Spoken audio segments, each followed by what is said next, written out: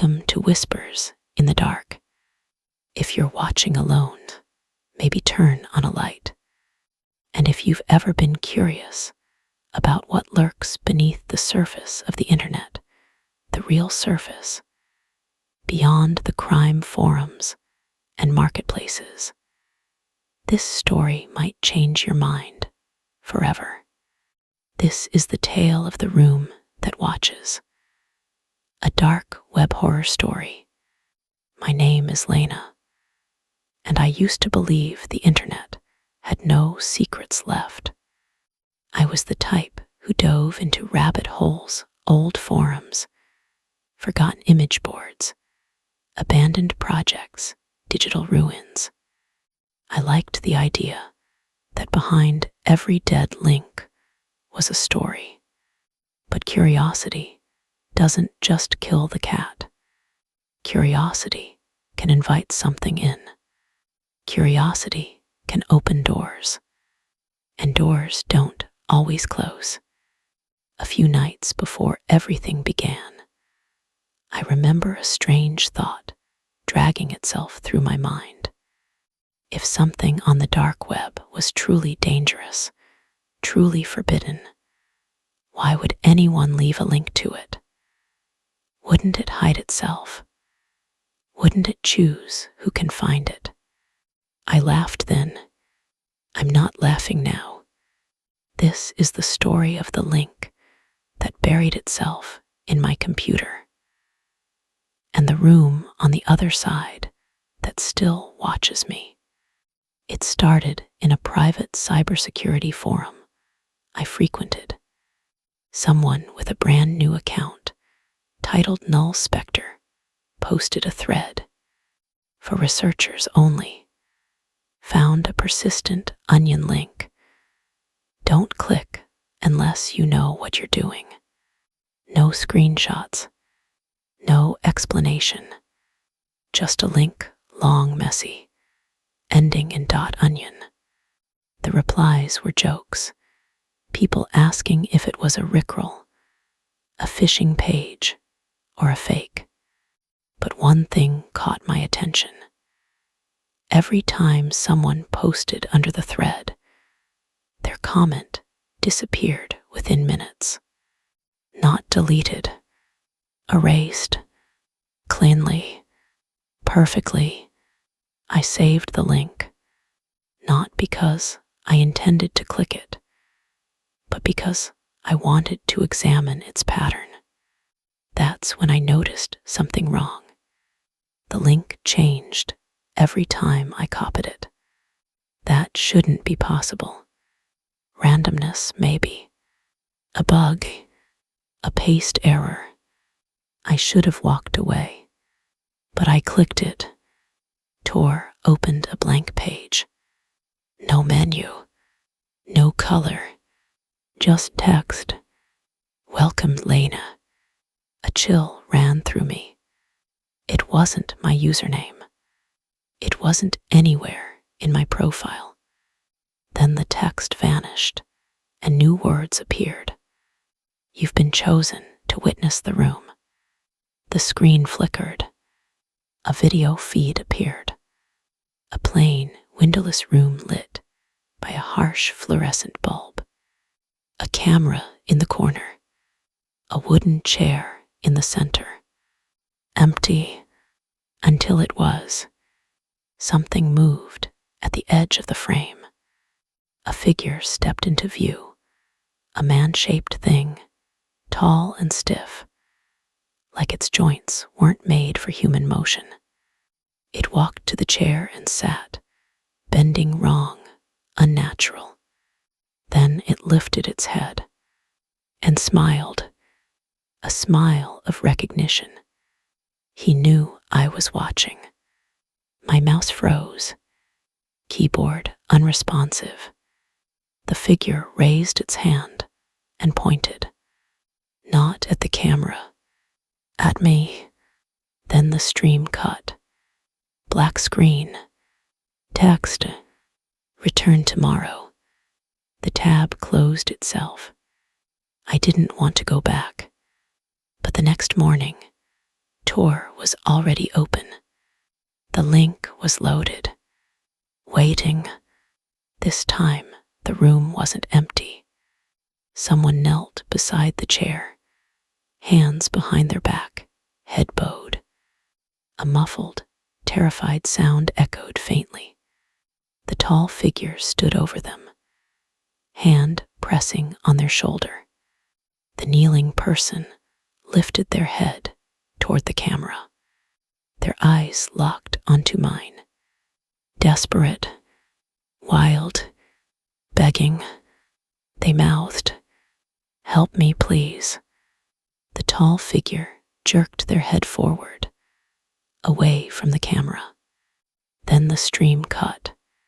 Text, "You will witness the third night in person." I slammed my laptop shut, but shutting something doesn't make it gone. At 3 a.m., I woke to a sound. Tap, a soft knock, not at the door, at my third-floor window. I held my breath. Another knock. My phone buzzed. Unknown number. Night 3 begins. My skin crawled. I forced myself to look toward the window and froze. A silhouette stood behind the glass.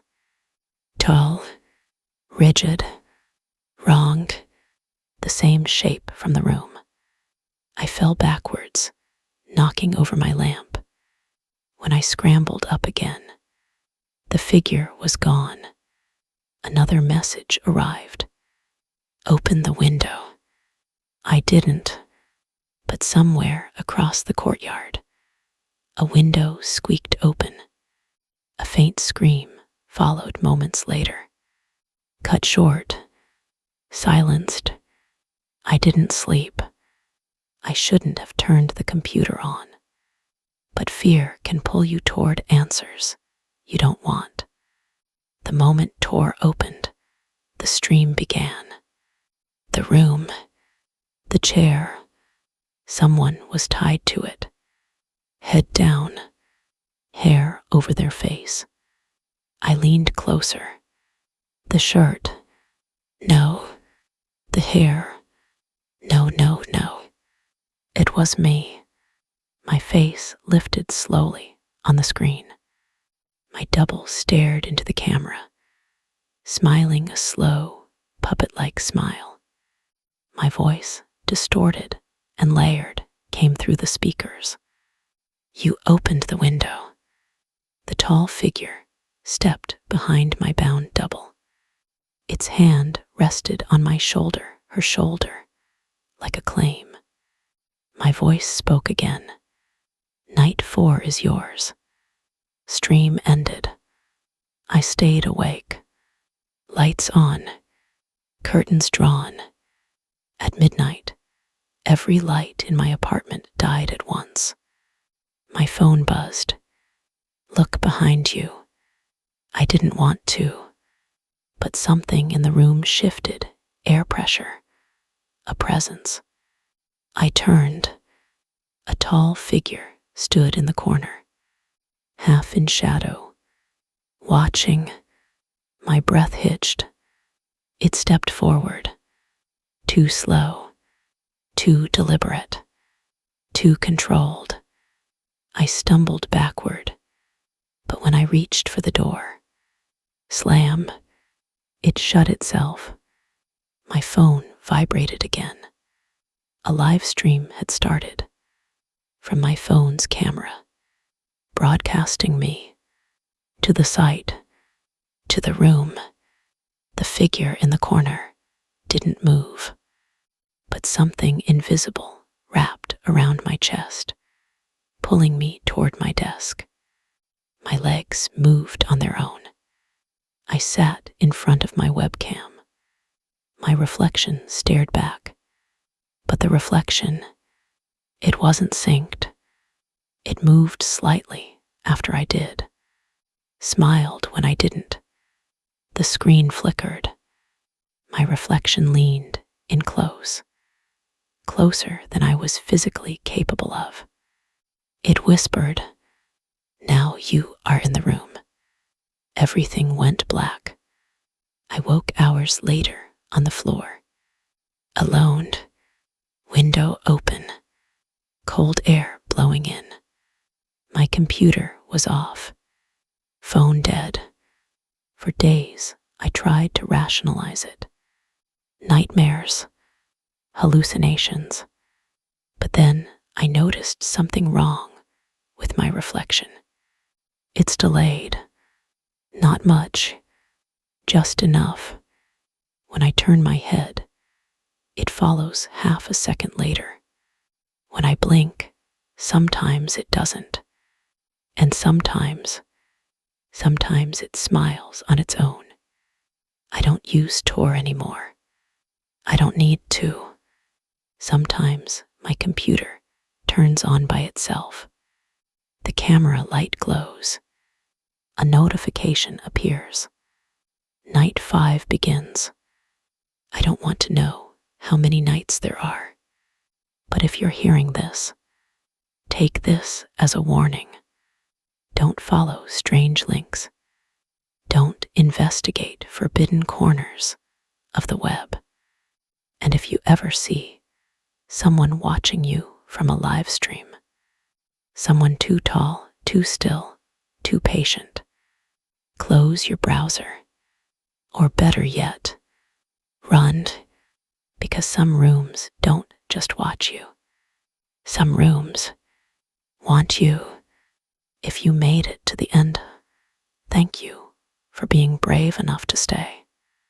If you like stories this dark, this unsettling, make sure to subscribe, leave a like, and tell me in the comments what part of the internet you'll never visit again. And remember, some doors you open won't ever close.